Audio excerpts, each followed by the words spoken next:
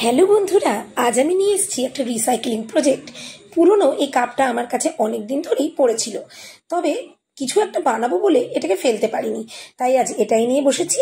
মোল্ডি দিয়ে এটার মধ্যে সুন্দর করে নিজের পছন্দ মতন একটা ডিজাইন করেছি। তার আগে এমআরই দিয়ে ঘষে জায়গাটাকে একটু রাফ করে নিয়েছি। ফেভিকল দিয়ে জিনিসটা লাগানোর পরেই কমপ্লিট হয়ে গেলেই এরপর রঙের পালা।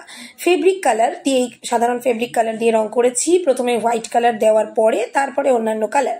তবে হ্যাঁ, এই যে হোয়াইট কালারটা আমি ঢেলেছিলাম সেটা কিছুটা এক্সট্রা ছিল বলে এই আশেপাশে পড়ে থাকা ফুলদানিটা, যেটা একটুখানি কালারটা উঠে গেছিলো, সেটাতেও একটু কালার করে নিয়েছি। এটা হয়ে যাওয়ার পরে আবার সেই কাপটাকে রং করে একটু শ্যাডো, তারপরে একটু গ্রিন কালার যার মধ্যে হোয়াইট মিশিয়েছি। এটা কমপ্লিট হয়ে যাওয়ার পরে, আচ্ছা এর ফাঁকে কিন্তু আমি ফুলদানিটাও কমপ্লিট করেছি। তোমরা দুটোই দেখে বলো কেমন লাগছে।